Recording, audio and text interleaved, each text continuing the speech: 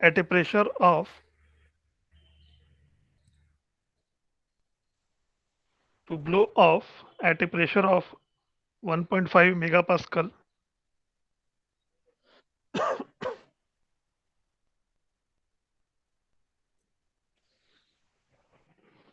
The effective diameter the effective diameter of the opening of the wall is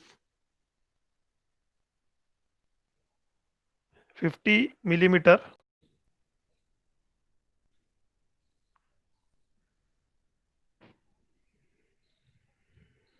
The distance between the fulcrum and dead weights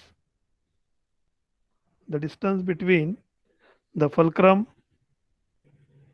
and dead weight on the lever is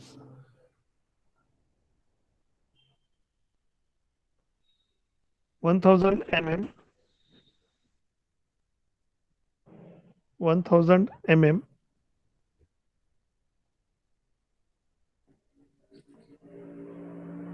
The distance between the fulcrum and the pin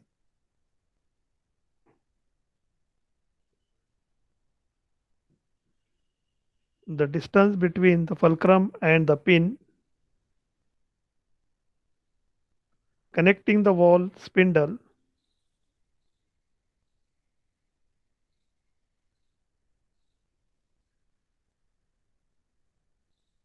to the lever is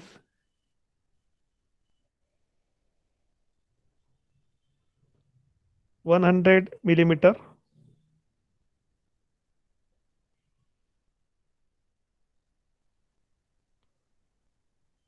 The lever and the pin are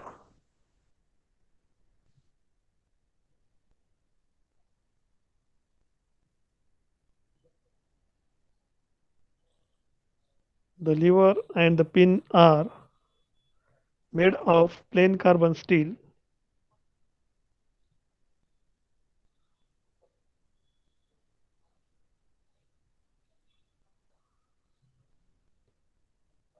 C30C8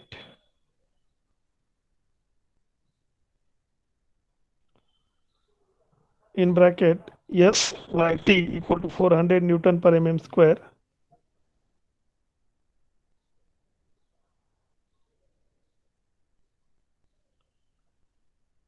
and the factor of safety is 5. Factor of safety is 5.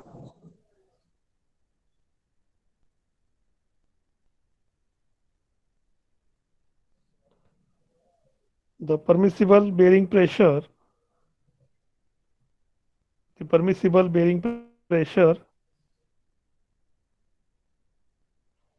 at the pin in the lever is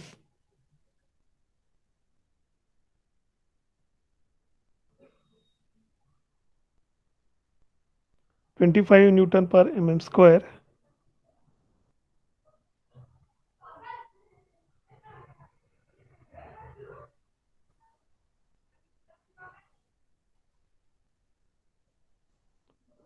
The lever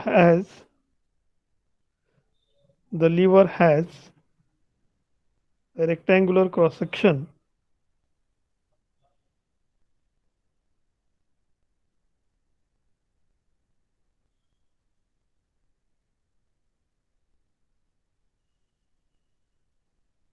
and the ratio of width to thickness is 3:1. 3:1.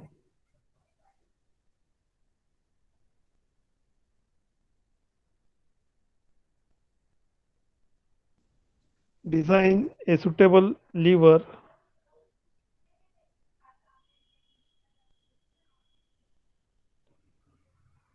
for the safety wall. For the safety wall. So this will be the complete statement of the problem. So we know from reading this problem the design of lever loaded safety valve. So we know what should be the actual basic related with the lever loaded safety valve, and the diagram will be there. So this is the lever loaded safety valve.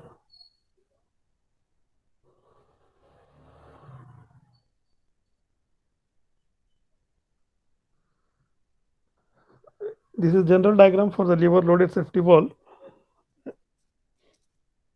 One must know whenever it is there the name called lever loaded safety valve कि क्या रहता है lever loaded safety valve में. The left hand side is a fulcrum, as you seen left toward the left, and from that side at a distance L2 there is a one more pin. The wall is there, and that wall is connected with the steam force at the bottom side. So this wall is actually the connected to the uh, chamber of a boiler. You know the boiler on the in the cylindrical boiler or spherical type of boiler, there is a shell of the boiler. On the top side of the shell of the boiler, the lever loaded safety valve is mounted. So the steam force जहाँ से हमें दिख रहा है, it is connected with the a cylindrical or spherical type of cylinder is there. In that the steam is there. Steam is generated due to application of the heat. So that steam will blow off from the wall. वो जो steam जो cylindrical container है उस container में जो steam generate हो रही है, वो जनरेट हुई हुई स्टीम वॉल के जरिए आगे बाहर निकलती है.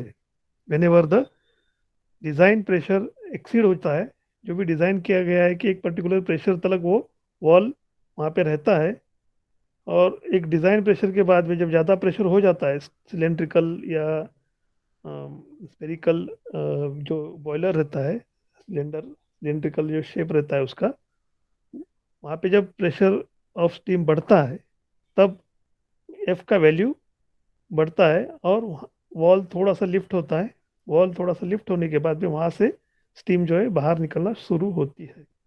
एक डिज़ाइन प्रेशर है, उस लिमिट तक वो नहीं होती, और जब डिज़ाइन प्रेशर के ज़्यादा बढ़ती है स्टीम तब वो वॉल लिफ्ट होता है.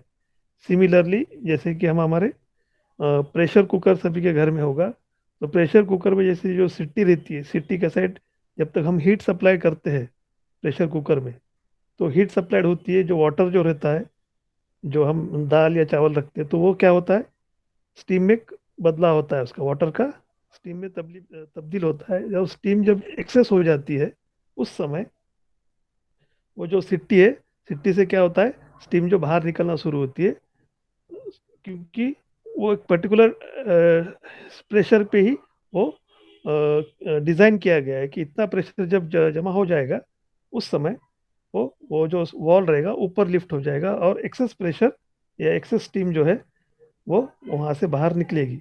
तो उसी सेम फैशन में लीवर लोडेड सेफ्टी वॉल रहता है, बट यहाँ पर जो नीचे का पोर्शन है it is connected with the boiler. Cylindrical boiler हो सकता है या जो भी सिलेंड्रिकल बॉयलर्स रहते हैं, तो एक सिलेंड्रिकल मतलब क्या रहता है, सिलेंडर रहता है नीचे बहुत बड़ा, एक सिलेंड्रिकल शेप रहेगा उसका, उसके अंदर वाटर रहेगा, तो water is converted to steam, और वो स्टीम एक डिज़ाइन प्रेशर के ऊपर जब बढ़ती है, जो भी वैल्यू प्रॉब्लम में दी है, तब वो स्टीम प्रेशर से वो वॉल जो लिफ्ट होना शुरू हो जाता है. तो वो वॉल रहता है आपका eight a distance of L2. उसके बाद में आगे जाते हैं तो L1, राइट हैंड साइड में L1 डिस्टेंस के ऊपर एक डेड वेट लगे रहते हैं. डेड वेट्स 1 2 3 4 5 डेड वेट्स यहाँ पे लगाए हैं at the extreme right hand side. So the direction is from up to down. जो डेड वेट है हम उसे जितना चाहिए उसके हिसाब से हम उसे रख सकते हैं. 1 kg 10 kg 100 kg 200 kg 500 kg, जितना हमें डिज़ाइन किया गया है उसके हिसाब से वेट्स हम ऐड कर सकते हैं, सब्सट्रैक्ट कर सकते हैं, depending upon the steam pressure which is required in the boilers. Boiler के अंदर जितना भी हम डिज़ाइन कर रहे हैं कि इतने इतने प्रेशर के ऊपर हम बॉयलर डिज़ाइन कर रहे हैं, तो उसके हिसाब से वो वेट्स जो है हम ऐड कर सकते हैं on the right hand side, और वी सब्सट्रैक्ट। सो एक पर्टिकुलर वैल्यूज़ को हम जब जितना जितना भी डिज़ाइन प्रेशर हमें एक मेंटेन करना है, उसके हिसाब से हम राइट हैंड साइड में वेट्स ऐड करते हैं। So it is all related with the design criteria कि हमें कितने वेट्स ऐड करना है, कितने राइट हैंड साइड में। So the value of P will be there at a distance of L1 from the fulcrum. जो जो लीवर बनाया है उसका जो डिज़ाइन जो हमने करना है, that is the width B है और उसकी जो डेप्थ है D है। उसकी विड्थ B है और डेप्थ है D, और B और D इन दोनों में का जो रिलेशन है वो प्रॉब्लम में दिया है। आई थिंक दिस 3:1 दिया है ना। ये 3:1 बोल रहा है। 3:1 मतलब क्या रहता है कि B अगर से 1 है तो D 3 है, B अगर से 1 मिलीमीटर है तो D 3 मिलीमीटर रहेगा, उसी प्रोपोर्शन में वो रहेगा। अगर से B 10 है तो D 30 रहेगा, B अगर से 100 है तो वो D 300 रहेगा। 1:3 is a relation between B and D that is given in the problem. So अभी यहाँ पर हम डिज़ाइन पॉइंट ऑफ व्यू सोचते हैं, तो हमें यहाँ पर सोचना पड़ेगा कि एक तो क्रॉस सेक्शनल एरिया रेक्टेंगुलर उसे डिज़ाइन करना है हमें, तो इसको हमें पहले फोर्स एनालिसिस करना पड़ेगा कि कितने फोर्सेस हमें कहाँ पर एक्ट हो रहे हैं, उसके वैल्यूज़ क्या क्या है ये निकालने पड़ेंगे। तो एफ का वैल्यू हमें निकालना पड़ेगा, एक्सट्रीम फोर्स कितना एक्ट हो रहा है ना। और पी उसके बाद में पी का वैल्यू निकालना पड़ेगा। आई थिंक L1 और L2 दिया है, देखते हैं क्या है प्रॉब्लम में। तो फलक्रम के जब फलक्रम तो लेफ्ट हैंड साइड में ही है, so we see how much amount of F, that is a steam force, is going to be act at the wall end. So let's see, given data है problem में से निकाला है कि SYT is given in the problem 400 Newton per mm square, factor of safety 5। Wall के बारे में बताया गया है, जो वॉल में बताया आपको उसमें उसका जो डायमीटर है 50 mm है। मतलब यहाँ पे F की जगह पर जो सिलेंड्रिकल एरिया दिख रहा है आपको, F या जहाँ पे F एक्ट हो रहा है वहाँ पे जो ओपनिंग है, उस ओपनिंग का जो डायमीटर दिया है वो 50 मिलीमीटर दिया है। जहाँ से वॉल की जो स्टीम है वो बाहर निकलेगी, जो डायमीटर सर्कुलर रहेगा वहाँ से का जो उसका जो इंटरनल डायमीटर है, F की जगह पर जो इंटरनल डायमीटर है वो दिया है प्रॉब्लम में, और valve D is equal to 50 mm। और उस जगह पर आई थिंक प्रेशर दिया है 1.5 मेगा पास्कल प्रॉब्लम में दिया है। देखो, lever loaded safety valve is mounted on the boiler to blow off at a pressure of 1.5 mega pascal. तो 1.5 मेगा पास्कल जब हो जाएगा उस समय वो वॉल लिफ्ट हो जाएगा। 1.5 जैसे भी प्रेशर बढ़ जाएगा, 1.5 1 भी हो जाएगा तो वो लिफ्ट होना चालू हो जाएगा। 1.5 तक लिफ्ट नहीं होगा, 1.49 तक लिफ्ट नहीं होगा, या 1.48 तक लिफ्ट नहीं होगा। जैसे 1.5 मेगा पास्कल का प्रेशर सिलेंड्रिकल बॉयलर में आ जाएगा, उस पॉइंट से उसका ब्लो ऑफ चालू हो जाएगा स्टीम का। तो that is a limiting pressure, design pressure, कि वो ब्लो ऑफ कब होगा 1.5 मेगा पास्कल के प्रेशर के बाद में जितने भी वैल्यूज रहेंगे 1.6 1.7 1.8 मेगा पास्कल, वो ब्लो ऑफ चलता रहेगा। वो कब तक चलता रहेगा?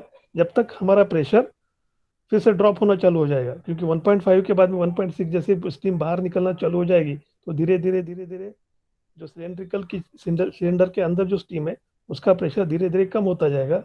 जैसे 1.5 पे रीच हो जाएगा उस समय फिर से वो वॉल अपनी जगह पर आकर रेस्ट हो जाएगा। That is a blow of the pressure at 1.5 mega pascal of the gauge. तो ये दिया है P 1.5 मेगा पास्कल। लीवर दिया है, L1 का वैल्यू दिया है 1000 और L2 का वैल्यू 100 दिया है, और B and D ratio is 3 given in the problem. और जब पिन जिसकी बात करते हैं, जहाँ पे फलक्रम पिन है, यहाँ पे फलक्रम पिन है, वहाँ पे जो ये दिया है बेरिंग प्रेशर दिया है 25 Newton/mm², वो गिवन इन द प्रॉब्लम। जैसे यहाँ पे दिया है permissible bearing pressure at the pin in the lever is 25 Newton/mm²। Okay, so this is given 25 Newton/mm² कि उतना प्रेशर पे हमें वहाँ का पिन डिज़ाइन करना पड़ेगा। सो जनरल वर्किंग आपको पता ही है।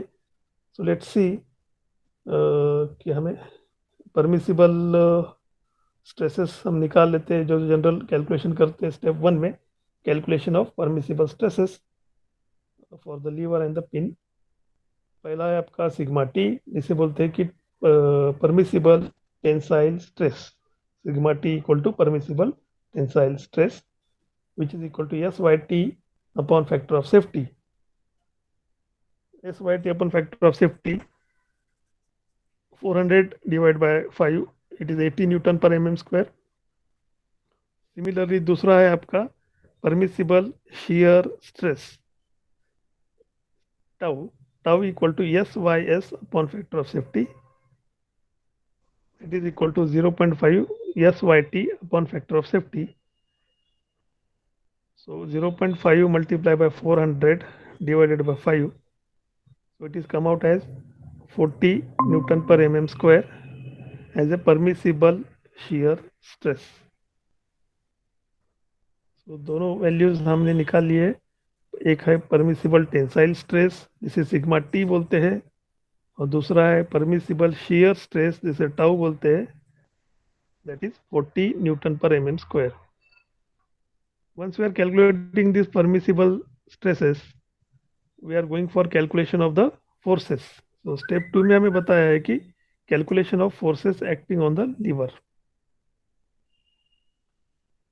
so calculation of forces acting on the lever के बारे में हम बात करते हैं। so we already know, just a minute,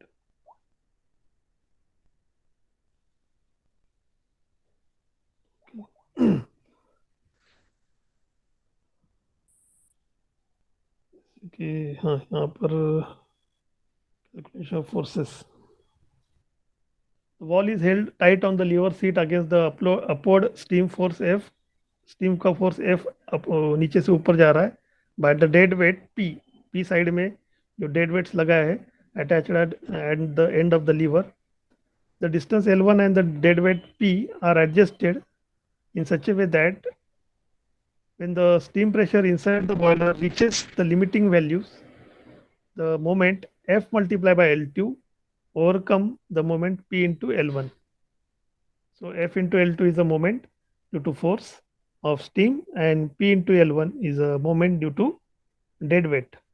So दोनों एक clockwise है और एक एंटी क्लॉकवाइज है।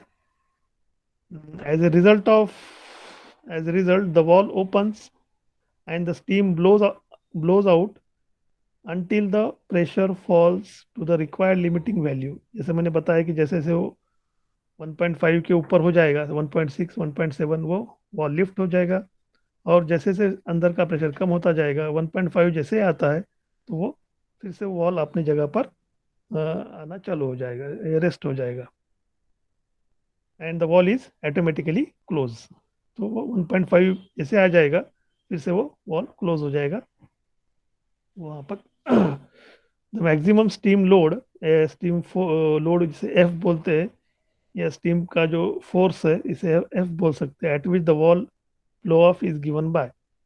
तो वो कैसे निकालेंगे हम एफ की, एफ का वैल्यू हमें निकालना है। तो गिवन क्या दिया है, प्रेशर दिया है, तो हमें पता है कि pressure multiply by area is nothing but the force. ये हमें जनरली पता है, जनरल इक्वेशन है कि pressure multiply by area is equal to force. तो वही इक्वेशन हमने यूज किया है, force F equal to pressure जिसे स्मॉल पी दिखाया है इक्वेशन में, और एरिया जिसे हम π/4 d² दिखाया है।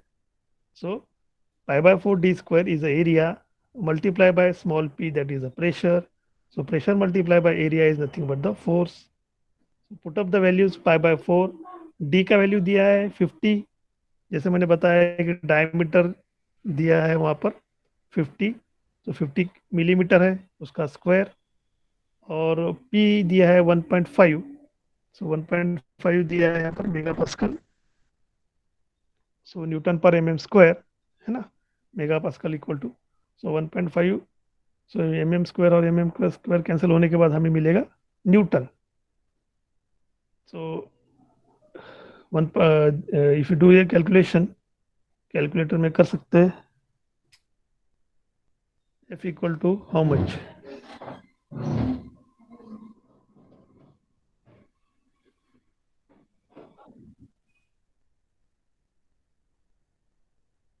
Okay, 2945.24, the unit is newton.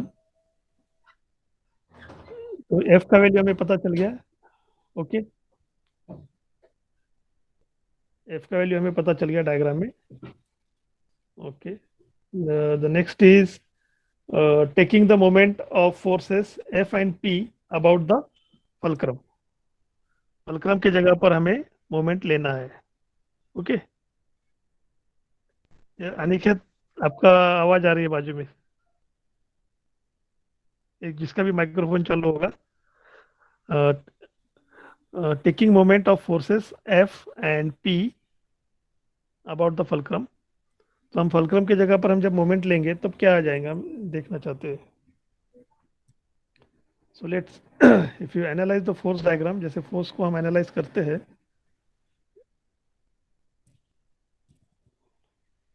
तो क्या होता है, डायग्राम की तरफ जाते हैं, यहाँ पे हमें डायग्राम दिख रही है, फुलक्रम की जगह पर हम मोमेंट लेते हैं, when you take the moment about the fulcrum, हमें क्या मिलता है कि F multiply by L2, diagram में दिख रहा है कि F मल्टीप्लाई बाई L2 ये एंटी क्लॉकवाइज जा रहा है ना, वो उसको उसको इक्वेट करना है P multiply by L1, because ये क्लॉकवाइज जा रहा है, P मल्टीप्लाई बाई L1 ये क्लॉकवाइज जा रहा है, और F मल्टीप्लाई बाई L2 ये एंटी क्लॉकवाइज जा रहा है जब हम फुलक्रम की जगह पर मोमेंट लेंगे। सो वही इक्वेशन हमने यहाँ पे पुटअप किया है, you can see F into L2 is equal to P into L1। Put up the values, जैसे F का वैल्यू हमने 2945.24 मल्टीप्लाई बाई L2 है 100 equal to P into 1000, L1 का वैल्यू 1000 है।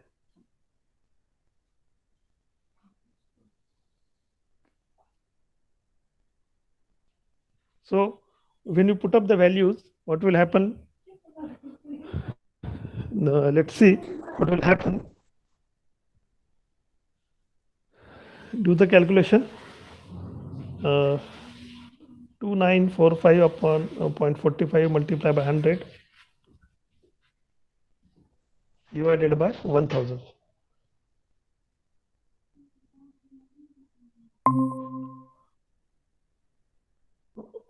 Okay, the value of P is 294.52.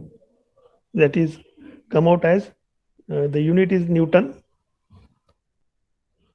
Okay, so this value P is known. अभी हमें दोनों force की वैल्यू पता हो गया, F का वैल्यू पता हो गया, P का वैल्यू पता हो गया।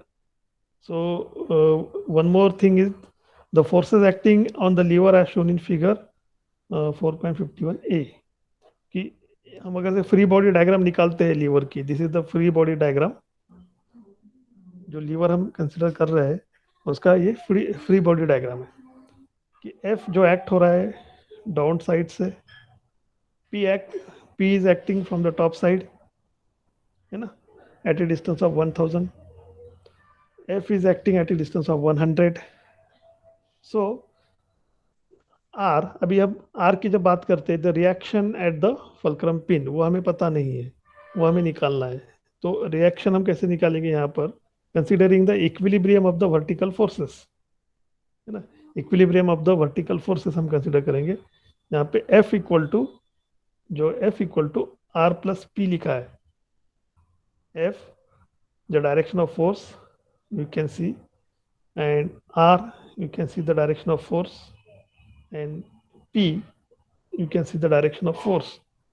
So F जो नीचे से ऊपर जा रहा है, और P जो कि ऊपर से नीचे आ रहा है, और R ऊपर से नीचे आ रहा है, the direction is downward. That's why F equal to R plus P.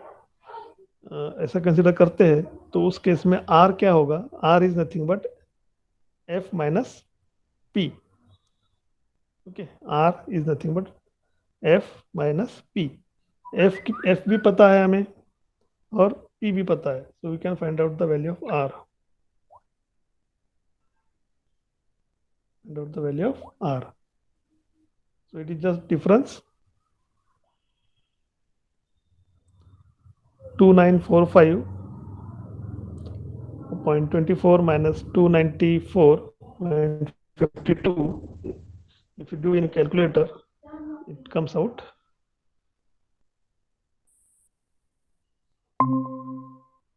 I think ये तो आ ही जाएगा 2650.72 न्यूटन। तो आर जैसे पता हो गया हमें, तो इस डायग्राम में हमें तीनों फोर्स पता हो गए। आर का वैल्यू पता हो गया, एफ का वैल्यू पता हो गया और पी का वैल्यू भी पता हो गया, और कितने डिस्टेंस पे एक्ट हो रहे हैं फोर्सेस वो भी हमें पता है, 100 एंड 1000। तो ये हमारा पहला ही काम रहेगा, जब भी हमें फोर्सेस जो अननोन है वो अननोन फोर्स को हमें फाइंड आउट करना है जो गिवन डेटा दिया रहता है, जिसे हम बोलते हैं कि फोर्स एनालिसिस, जिसे हम फोर्स एनालिसिस बोलते हैं। तो उसके बाद में हम कंसिडर करते हैं diameter and length of the pin. Step number 3 is the diameter and length of the pin. जो फल्क्रम पिन है उसका जो डायमीटर है और उसकी लेंथ कितनी रहेगी।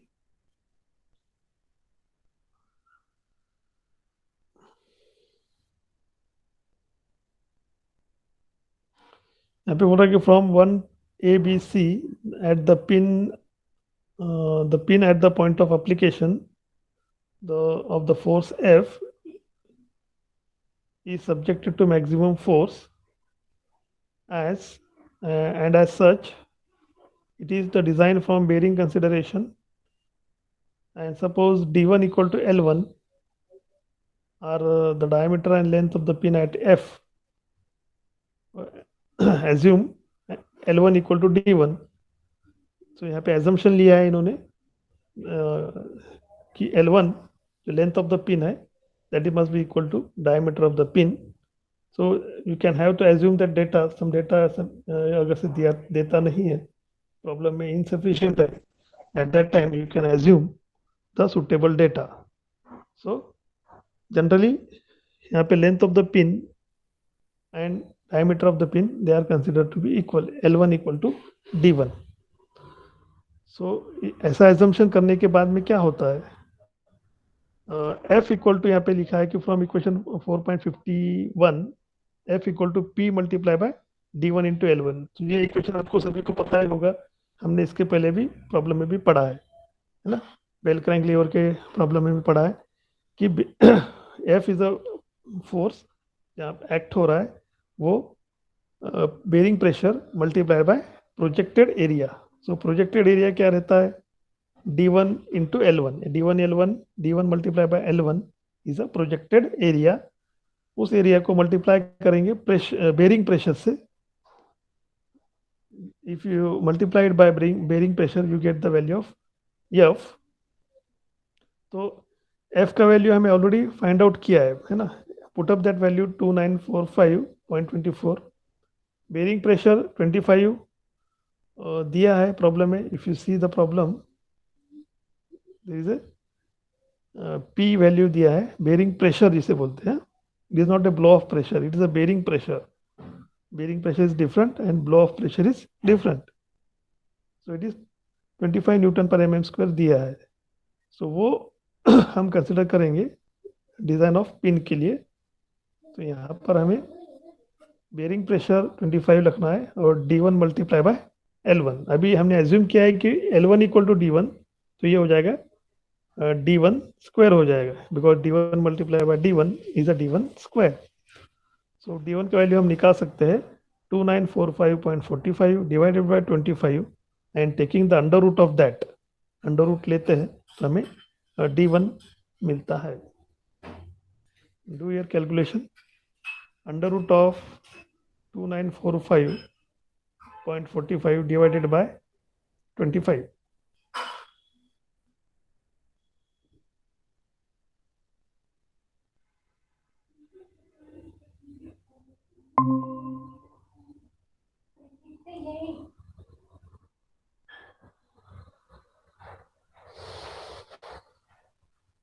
Yes, anybody?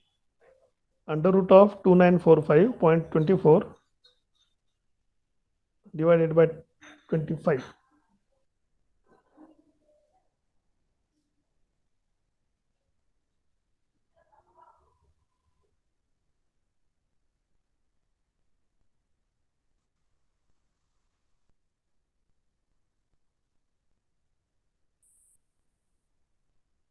Nobody is there to tell the answer, how much it is.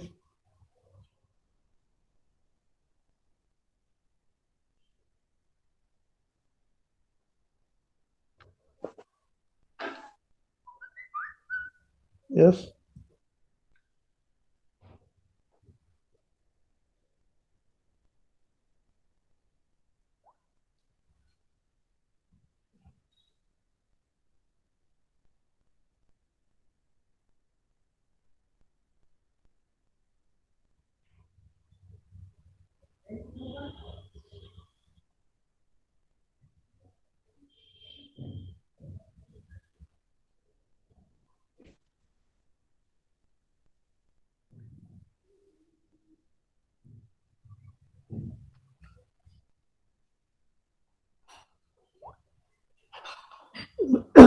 Yes, anybody? 13.02। 13 आ रहा है? हाँ सर, सेम ही आ रहा है। 13 का है यहाँ पर D1 तो 10.85 बता रहा है।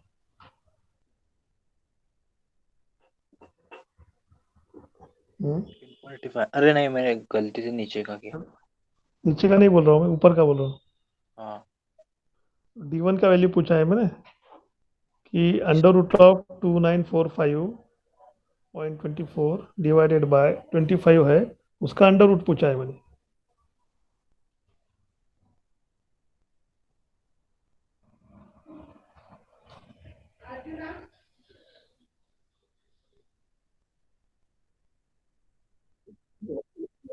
ओके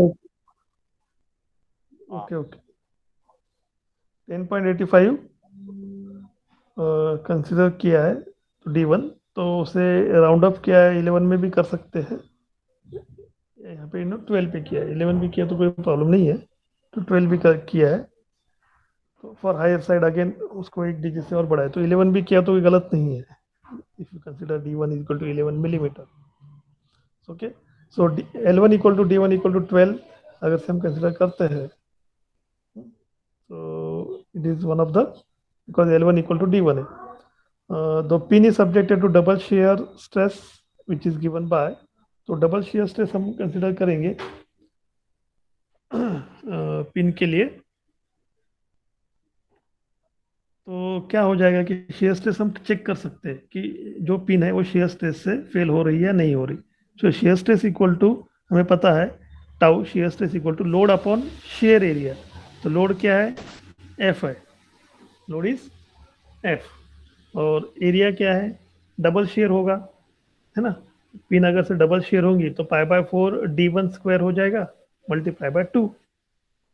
सो D1 हमारा आया है 12। If you do the calculation 2945.24 divided by 2 in bigger bracket π/4 12 square, ऐसा हम करते हैं तो हमारा कैलकुलेशन शेयर स्ट्रेस कितना आ रहा है। Yes Aniket.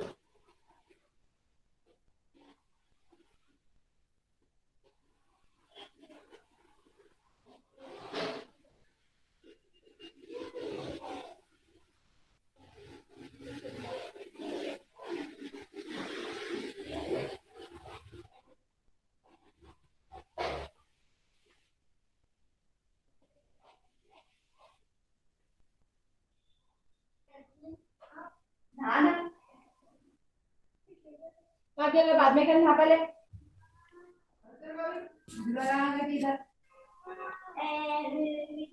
Yes how much?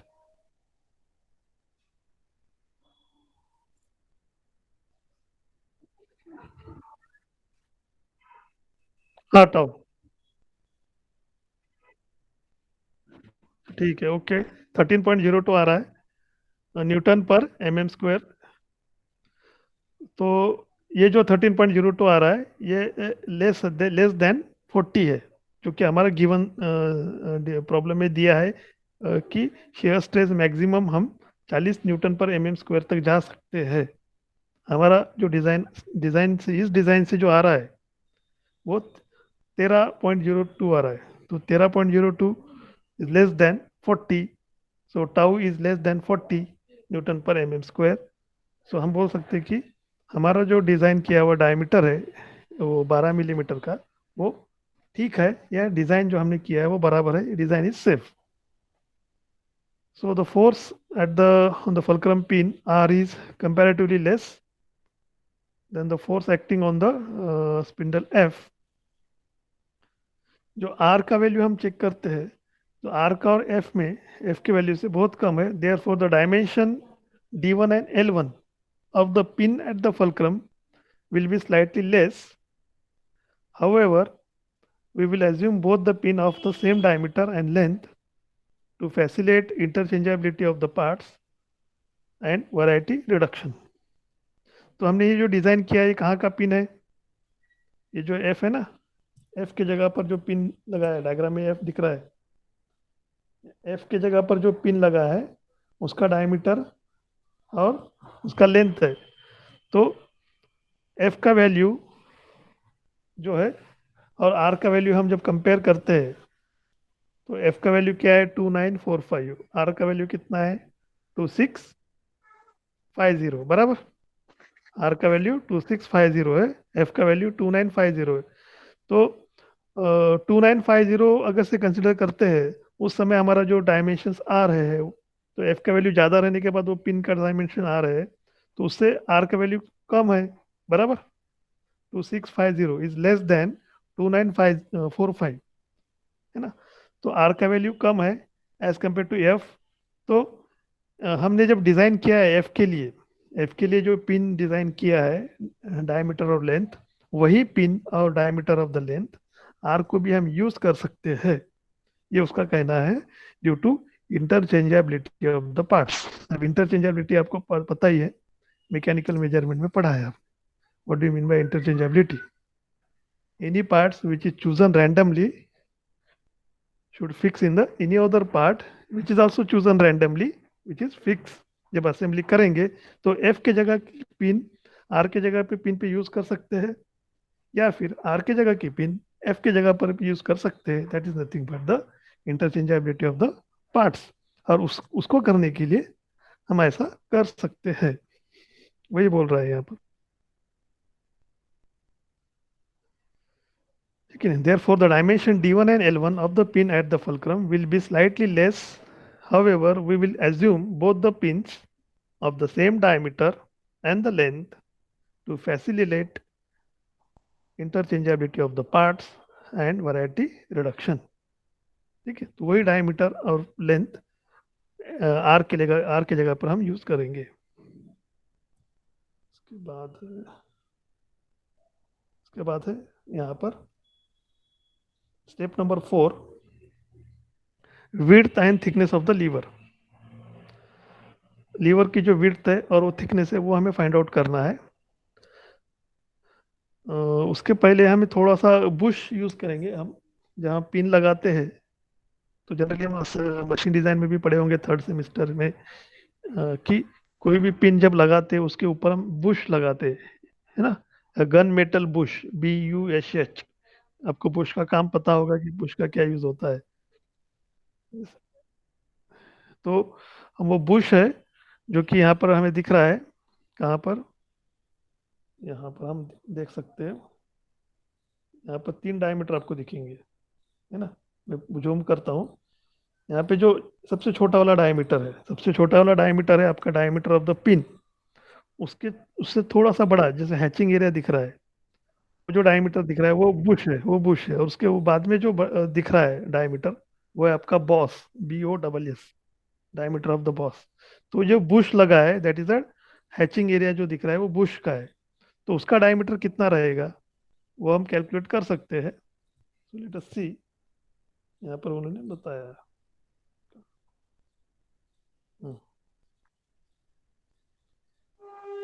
A gunmetal bush कि 2 मिलीमीटर थिकनेस यूज किया है उसका स्टैंडर्ड, हम एज्यूम कर सकते हैं, हम नहीं बोल रहे कि ऐसे 2 मिलीमीटर क्यों किया है, तो आप उससे 3 मिलीमीटर भी ले सकते हो, है ना। यस, किसी की आवाज आ रही है just. Gun metal Bush of 2 millimetre thickness, तो 2 मिलीमीटर में आप उसको ज़्यादा भी यूज़ कर सकते हो या कम भी यूज़ कर सकते हो। एक एवरेज वैल्यू लिया है उन्होंने, एज पर पिन का जो साइज़ है उसके हिसाब से 2 मिलीमीटर का सिलेक्ट किया है, तो 1.5 भी ले सकते हो थिकनेस, या 1 मिलीमीटर बहुत कम हो जाएगा थोड़ा सा, एक अप्रोप्रिएट 2.5 भी ले सकते हो आप। इसलिए मैं बोला कि डिज़ाइन इज समवॉट फ्लेक्सिबल, थोड़ी सी फ्लेक्सिबिलिटी रहती है उसमें। सो 2 मिलीमीटर का अगर से एज्यूम करते हैं हम thickness is press fitted at the both the pinholes to reduce the friction. Therefore, inside diameter of the boss will be, तो inside diameter of the boss कितना हो जाएगा? पहला है D1 जो कि inside एकदम छोटा वाला डायमीटर प्लस 2 इंटू टू इसलिए क्या है कि वो रेडी थिकनेस हमने 2 मिलीमीटर कंसिडर किया है ना, तो थिकनेस अगर से 2 है तो वो थिकनेस उधर डायमीटर जब कंसिडर करेंगे तो दूसरे साइड में भी वो थिकनेस ऐड होगी, इसलिए 2 इंटू 2 किया है। तो क्या हो जाता है यहाँ पर 12 प्लस 2 इंटू 2, ये हो जाएगा आपका 2 इंटू 2 इज 4, 4 प्लस 12 इज 16, तो 16 मिलीमीटर आ रहा है आपका inside diameter of the boss. तो आपको ऐसा आ रहा है कि 16 आ रहा है, किसी का 17 भी आता है तो वो उसका आंसर रॉन्ग नहीं है ना। किसी का 15 भी आता है तो वो भी उसका आंसर रॉन्ग नहीं है, it is as per the assumption कि उसने एज्यूम क्या किया है, ठीक है। तो outside diameter of the boss is kept twice the inside diameter. अभी जो भी इनसाइड डायमीटर हमारा आया है, जैसे कि 16 मिलीमीटर आया है, तो उसको हम डबल करेंगे। It is a standard relation है कि जितना भी डायमीटर आएगा उसको हम 16 मिलीमीटर आ रहा है तो डबल करेंगे तो 32 हो जाएगा, किसी का 15 आ रहा है तो 15 को डबल करेंगे तो 30 हो जाएगा। ओके, सो अकॉर्डिंगली वो थोड़ा बहुत चेंज होता है, उसमें कोई प्रॉब्लम नहीं है कि आपका प्रॉब्लम गलत है, ऐसा कुछ नहीं है, ठीक है। So the outside diameter of the boss is kept twice the inside diameter, that is 32 millimeter. So हमारा जो आउटसाइड और inside diameter of the boss हो चुका है, 16 मिलीमीटर है और इनर डायमीटर और आउटर डायमीटर है 32। Let's go forward. The bending moment diagram for the lever is shown in 4.51b. तो बेंडिंग मोमेंट डायग्राम हमें यहाँ पर दिया है 4.51b। लेट्स सी, यहाँ पर है कि bending moment at the P, अगर से हम पी को नीचे लाते हैं फोर्स को, तो उसी समय जो बेंडिंग मोमेंट डायग्राम आप सभी ने पढ़ा है मैकेनिक्स ऑफ मटेरियल में, तो पी के जगह पर जीरो रहेगा और आर के जगह पर भी जीरो रहेगा, और बेंडिंग मोमेंट है मैक्सिमम एफ के जगह पर। हाँ, तो कितना है वो, how much, you know, bending moment is maximum at the point F, so that is nothing but the multiplication of P multiplied by distance। अभी P को P मल्टीप्लाई बाय कौन सा डिस्टेंस है, परपेंडिकुलर डिस्टेंस है ना। तो P multiply bye 1000 minus क्या करना पड़ेगा 100 बराबर, so P multiply by 900 is equal to maximum bending moment. तो वो आ रहा है क्या, देखते हैं यहाँ पर, शायद वही किया है, देखो। The bending moment is maximum at the wall spindle axis and is given by MB is the maximum bending moment, P multiplied by 1000 minus 100, 900 mm हो गया, मल्टीप्लाई बाय P, तो ये आता है आपका 2650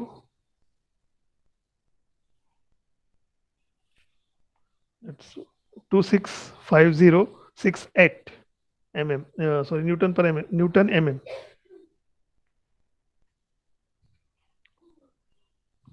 Is it come out?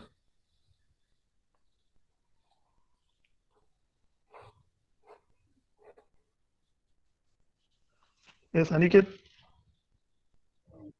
Okay. So 265068 Newton mm। तो आप बोलोगे ऐसे ही क्यों जाना है, कोई बोलेगा सर ऐसा ही क्यों जाना है, ऐसा भी जा सकते हो आप। हमें राइट हैंड साइड में तुम बोलोगे पी मल्टीप्लाई बाय ये डिस्टेंस लिया है, तो आर मल्टीप्लाई भी क्यों नहीं करेंगे, तो कर सकते हो। अगर से आर मल्टीप्लाई बाय आर का वैल्यू जो भी रहेगा, उसको अगर से आप 100 से मल्टीप्लाई करके देखो, तो वो भी आपका नियर नियर अबाउट वही आता है, सेम ही आता है। ठीक है, ठीक है। Then for the lever, for the lever क्या बोल सकते कि B depth equal to 3 times of B है ना। Depth equal to 3 times of B है। तो बेंडिंग स्ट्रेस क्या बोलता है हमें, ये हमें इक्वेशन पता है कि sigma B, it is a bending stress which is equal to bending moment M B multiply by Y divided by moment of inertia. So M B Y divided by I is equal to bending stress sigma b. Put up the values. Bending stress sigma b equal to sigma t, तो 80 Newton लेना है हमें, newton per M M square को। Sigma B is equal to sigma T, tensile stress equal to bending stress, ये generally रहता है। Y का value 1.5 B है, ये तो आपको पता ही होना चाहिए। और आई इज नथिंग बट क्या रहता है रेक्टेंगुलर सेक्शन के लिए, बी डी क्यूब बाय 12, और D is nothing but 3 B. ये कैलकुलेशन करो, बी का वैल्यू बताइए मुझे, what is the B value.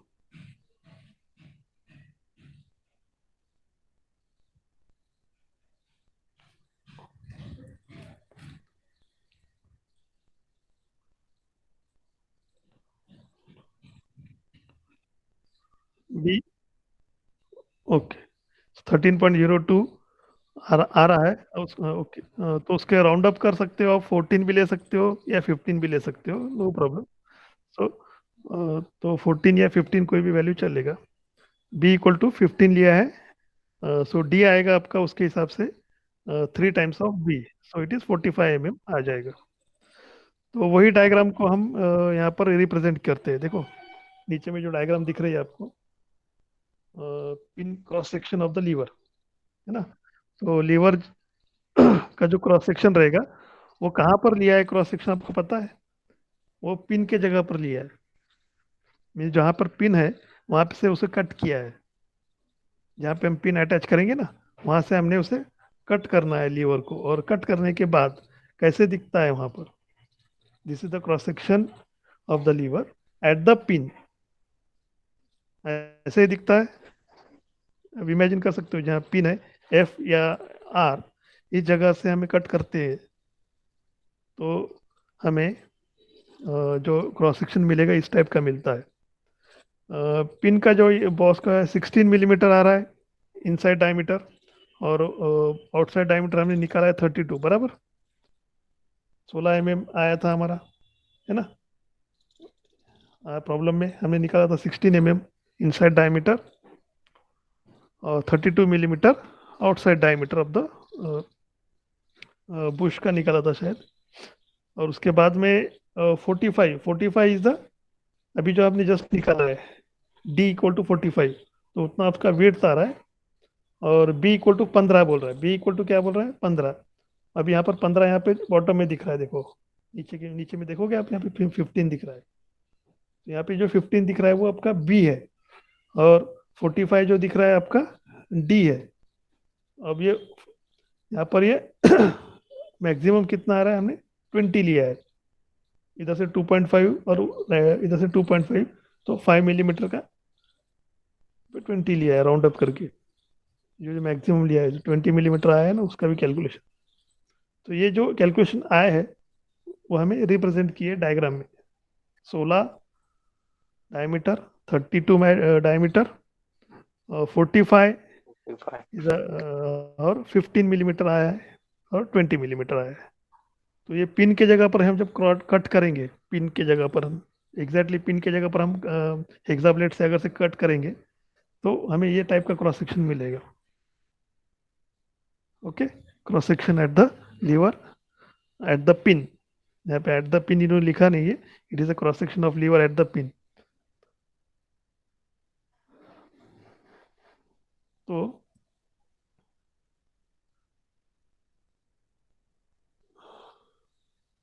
यहाँ पर यहाँ पे ये बोल रहा है कि the lever become weak due to pin hole at the wall spindle axis and it is necessary to check the bending stress at the critical section. तो यहाँ पर हमने इसलिए कंसिडर किया है, बोलता है कि जहाँ पे वीक सेक्शन है वहाँ पर हम उसे बेंडिंग स्ट्रेस चेक करेंगे, क्योंकि दूसरे सेक्शन पे आप जाओगे तो हमें पूरा एरिया मिलेगा, है ना, 45 15/45 का मिलेगा ना एरिया। तो वहाँ पे स्ट्रॉन्ग सेक्शन रहेगा, और कहाँ पर वीक रहेगा, जहाँ पर पिन है वहाँ पर वीक रहेगा वो। तो उस क्रिटिकल सेक्शन की जगह पर हम बेंडिंग स्ट्रेसेस चेक करेंगे। So the cross section of the lever at the wall spindle axis is shown in figure. In case the length of the pin is increased from 12 to 20 to get the practical proportion of the boss, for this cross section हमें M B निकाला है फिर से 265,068 M B का value यहाँ से दिया है 265,068 is the value of M B, और वाई का वैल्यू क्या रहेगा 22.5।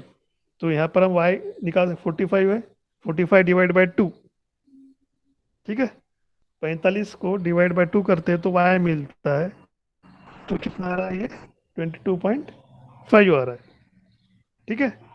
उसके बाद में मोमेंट ऑफ इनर्शिया, अभी मोमेंट ऑफ इनर्शिया कैसे निकालोगे, ये वाले सेक्शन का क्रॉस सेक्शन जो दिख रहा है आपको हैचिंग सेक्शन का, जो हैचिंग वाला सेक्शन है उसका मोमेंट ऑफ इनर्शिया निकालना है।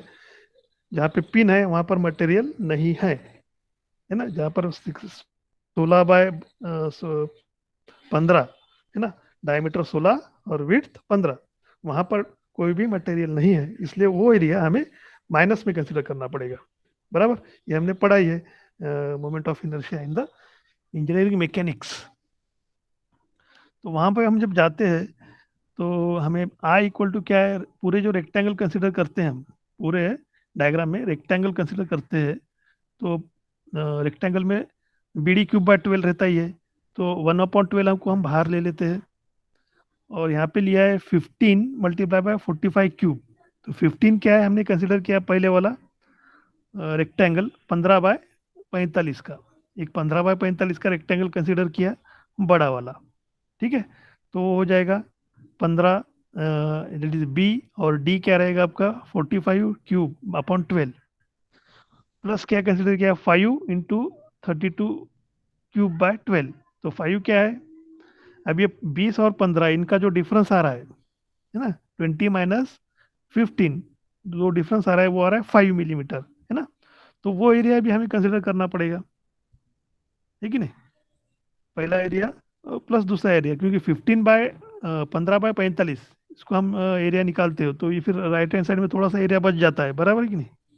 तो वो एरिया का भी हमने कंसिडर करना है, तो वो है आपका 5, डेप्थ कितनी है 32, बराबर, 32 का डायमीटर है, मतलब डेप्थ हमारी 32 है, 5 इंटू 32 क्यूब डिवाइड बाय 12, वो एरिया ऐड करेंगे, और सब्सट्रैक्ट क्या करना है, माइनस क्या करना है 20 इंटू 16 क्यूब बता रहा है, 20 क्या है, इसे 20 यहाँ पे दिख रहा है, देखो 20 इज द लेंथ, जो पिन है वाइट वाला एरिया उसकी विड्थ कितनी है 20 है ना, 20 और डायमीटर कितना है 16 है। तो 16 तो 16/16 मल्टीप्लाई बाय 20 क्या है, वाइट वाला एरिया है जो कि पिन का एरिया है, प्रोजेक्टेड एरिया। तो वो एरिया हमें माइनस करना पड़ेगा क्योंकि वहाँ पर मटेरियल है ही नहीं, बराबर। तो इसलिए वो माइनस किया है, -20 multiply by 16 cube divided by 12। तो ये आई थिंक एक अंडरस्टूड हो चुका होगा आपको कि कैसे मोमेंट ऑफ इनर्शिया निकाला है यहाँ पर। सो unit of moment of inertia is mm raised to power 4. You can do the calculation and tell me the answer.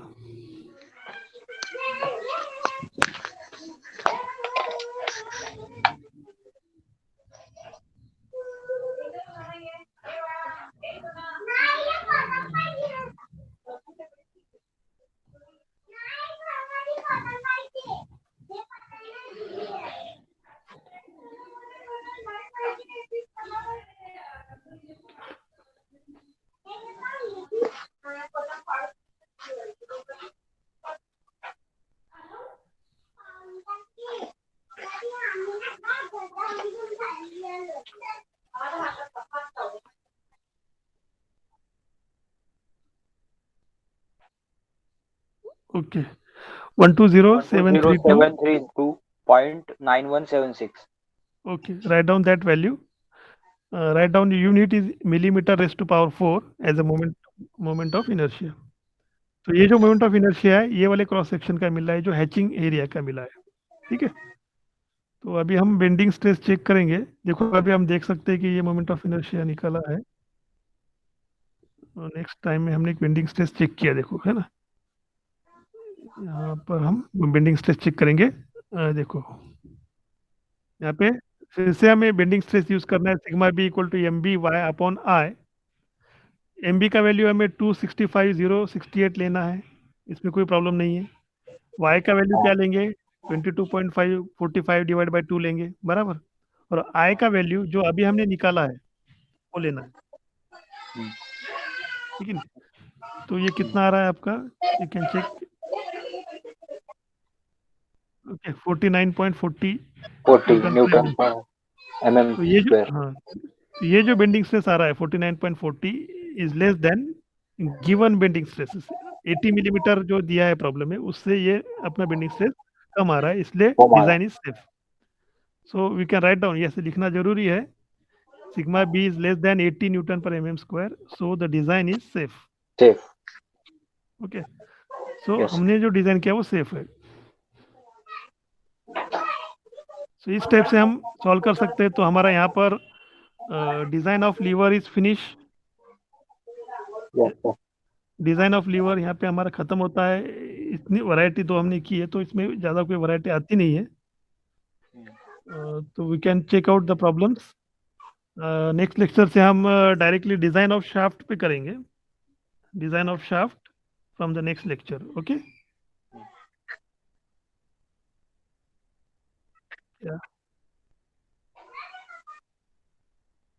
हाँ कौन सा बोले, क्या बोले, ऐसे मुझे नाम बताओ, ऐसे।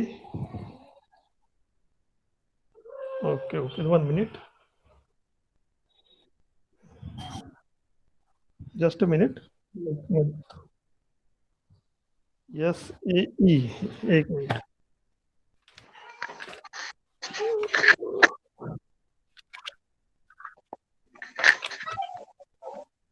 क्या बोले, ऐसे ही, फिर से नंबर बताइए। हाँ ओके, एस ए ई 1030। तो आपको इसका वैल्यू मिलेगा पेज, अगर से आपके पास डिजाइन डेटा बुक है, ठीक है, मैं बताता हूँ वैल्यू, ठीक है, मैं बताता हूँ वैल्यू, उसका कोई प्रॉब्लम नहीं है। पर जिसके पास भी है, जिसके पास भी, हाँ ठीक है कर दूंगा मैं, पर जिसके पास भी है उसके लिए मैं बता रहा हूँ कि यस यू टी आपको दिया है अल्टीमेट स्ट्रेस 527, और यस वाई टी दिया है 296। यस वाई टी 296 दिया है, और आपका यस वाई एस 183 दिया है। तो तीन ही वैल्यूज लगते हैं वैसे जनरली। तो आपको कौन सा वैल्यूज चाहिए, यस वाई टी चाहिए क्या? यस वाई टी दिया है 296, वही न्यूटन पर mm स्क्वायर, तो उसको हम यूज कर सकते हैं 296 को। यस वाई टी, ठीक है, हाँ नकल जॉइंट के लिए तो वो 296 के ले सकती है। आपको पेज नंबर 39 पे टेबल 27 जो दिया है, अगर से डिजाइन डेटा बुक है आपके पास शिवाड़कर का, नहीं तो आप देख सकते हो। अगर से नहीं है तो ये वैल्यू कंसिडर कर लो, ठीक है। Okay sir.